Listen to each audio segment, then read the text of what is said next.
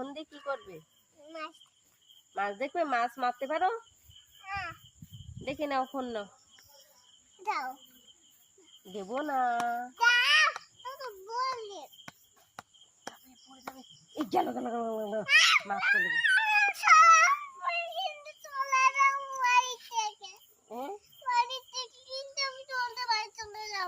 বাড়ি থেকে তো আমাদের বাড়ি চলে যাবে? আর বাড়ি যাবে না তো? ঠিক আছে। তুমি রাগ করেছো? রাগ করেছো? কোথায় যাবো? কি বলছো মাকে? আর কাকে বকছো?